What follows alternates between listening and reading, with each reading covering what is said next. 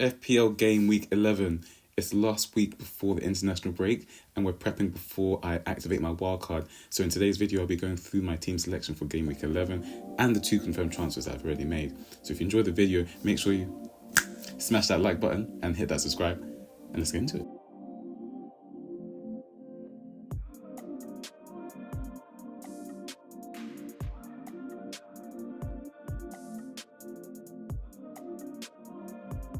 What's up? It's FPL Vert, where arrows go green, or we try to make them green because it's now 4 red arrows in a row after a 6 straight green arrow start to the season. But whatever goes up must come down, and we can just reverse that just as quickly.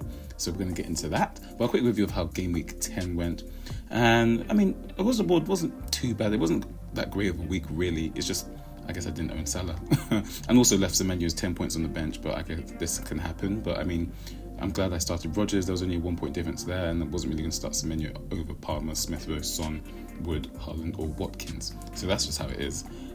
Robinson came through with a match-winning assist and some bonus as well on Monday. Apart from that, not much to write home about, but yeah, that's how the game week went. And I can actually confirm I've made 2 transfers, 2 of them very early in the week to catch some price rises. So let's get into that. So I can confirm that I've pulled the trigger on both my 2 free transfers this week due to price rises, and when you're planning a wildcard, every little helps. So starting with Jurgen Strand Larsen, yes, I know I said last week I was looking at Mateus Cunha, but he is now 6.7 million compared to Strand Larsen, who's now 5.6 million. So over 1 million saving. And Strand Larsen is actually the striker in the Wolves setup. And when you got the fixtures that are coming up, starting with Southampton, he's someone that I'm looking at holding past the wildcard. So this is technically part of my wildcard draft. And we saw, of course, Ollie Watkins, 9.1 million. He went down to 9 million now. I just don't think he represents great value. Obviously, he was kind of consistent, but he's actually blanked 3 times in the last 4. 1 return in his last 4. He's got a trip to Anfield. And 9 million for a striker that doesn't even take penalties doesn't seem like great value to me.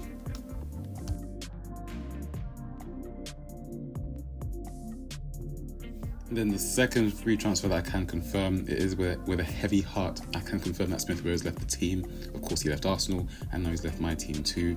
There's nothing really wrong with him. It's just I wanted to upgrade his position with saving on Watkins and other areas that we're going to get into as well.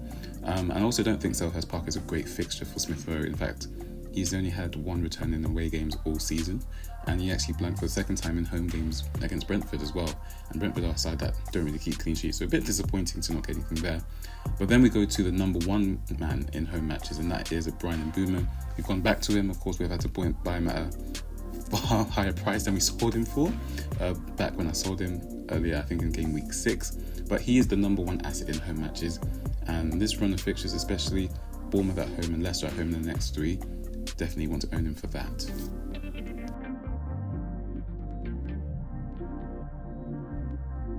So into the team selection then. Dean Henderson hosts Fulham in a London derby. Crystal Palace are currently on a 3-game unbeaten streak in all competitions. Only Southampton and Brentford have scored fewer goals than Fulham in away league matches this season. So as always, let's hope for saves and maybe a clean sheet, as Dean Henderson's 2 clean sheets this season have both come at home in Selhurst Park. Gabriel Magalhaes travels to Chelsea, and his Arsenal team could be as many as 10 points off first place by kickoff. However, based on recent history, this could be the fixture to breathe life into their season. Arsenal are unbeaten against Chelsea in 5 league games, and the Gunners haven't lost at Stamford Bridge since 2018. Gabriel actually scored a winner in this time, and could well be the difference again in what is likely to be a cagey game given the stakes. Anthony Robinson has provided the most assists amongst all defenders this season, following his match-winning assist to Harry Wilson on Monday night.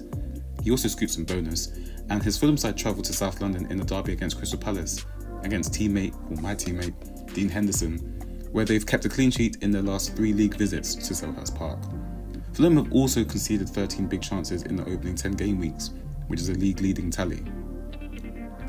Pedro Porro hosts Ipswich Town, looking to build on his assist to Dominic Solanke in the Europa League defeat at Galatasaray.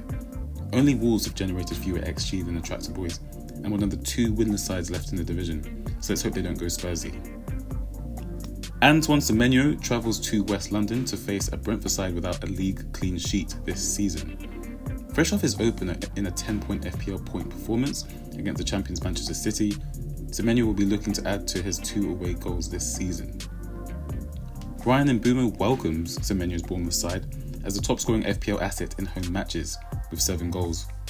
He has returned in each home league game and faces a Bournemouth side yet to keep an away clean sheet this season. No team has scored more league goals at home than Brentford's 15, level with 15. Son Heung-min played 45 minutes in Turkey as he continues to build up his fitness in his return from injury. Last week, Son kick-started the comeback against Aston Villa when they were trailing with an assist to Brennan Johnson at the back post. But before he got replaced before the half-hour mark, and Postecoglou stated he was never going to play more than 55 minutes. Last time he came back from injury, he got to the 16-minute mark and got injured again. He got through unscathed this time. So he might not have communicated that to a visibly surprised Son. As mentioned, Tottenham are the league leading scoring team in home matches, and Ipswich Town have actually conceded the most big chances in the league. Their 45 big chances is more than relegated Sheffield United had managed at this stage last season. Unlike his opposite number, Bukayo Saka, who has returned in every Big Six game this season, Cole Palmer has failed to return in any of his 3 matches against the Big Six opposition. Enzo Maresca shared that Palmer is a doubt for this game, which isn't surprising. He was also unavailable due to injury in Arsenal's 5-0 demolition of Chelsea in April, only to miraculously recover for the trip to Aston Villa 3 days later. But no player has more big chance involvements than Palmer, so maybe this is the game he finally decides to turn up in a big game. Chris Wood, my ever-present number 1 forward in the Vert verified power ranking and the Premier League Player of the Month for October, has scored 8 goals in 8 straight games for club and country, and he welcomes a Newcastle side that have kept 1 clean sheet in their 5 travels this season. Nottingham Forest have won 3 league games on the bounce and are currently 3rd in the table and will look to continue their fine form against Newcastle. The most informed Norwegian striker in the league, Jørgen Strand Larsen, gets his first start as Wolves host Southampton in a 19th versus 20th clash in what is pretty much a must-win for Wolves. Larsen has 3 goals and 1 assist in 5 home league games this season, including scoring in his last 2 home fixtures.